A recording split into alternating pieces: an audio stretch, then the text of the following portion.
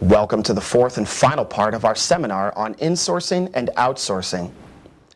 Last time, we discussed how NAFTA has not worked out well for America. But in addition to NAFTA, the WTO has not been working for the U.S. economy either.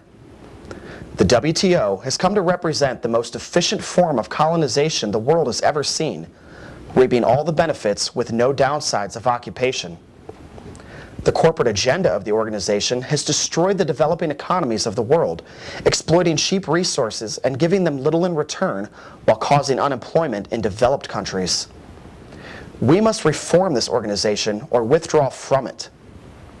Next, in place of tariffs, more than 150 nations use a consumption tax called a value-added tax, or VAT, to penalize imports and subsidize exports in order to meet WTO obligations.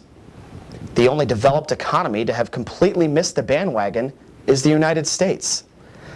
Even Canada and Mexico maintain and operate VAT systems, all while still being full members of the free trade zone created by NAFTA.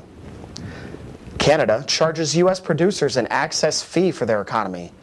Mexico charges U.S. producers an access fee for their economy. The United States has nothing of the sort. This lack of border adjustment is a major part of an overall system that keeps America uncompetitive in the international marketplace. Creating a VAT offset or implementing our own would go a long way towards solving this problem. By looking at both sides of the equation, you can see that while we are gaining short-term profits and a few jobs, we are eroding our manufacturing and industrial base.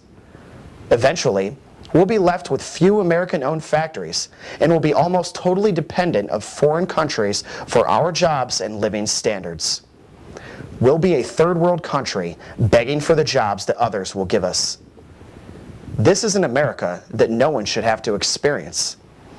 Outsourcing and insourcing are a byproduct of our failed free trade policies. The resulting decrease in quality jobs is the final result of such behavior. By embracing fair trade solutions to these problems, we can correct the situation. Educate your peers and encourage your representatives to adopt the solutions and measures proposed. American manufacturing is quickly approaching a tipping point of no return. The consequences of inaction are a permanent loss of quality jobs and goods that will have long-lasting impacts upon our economy and way of life.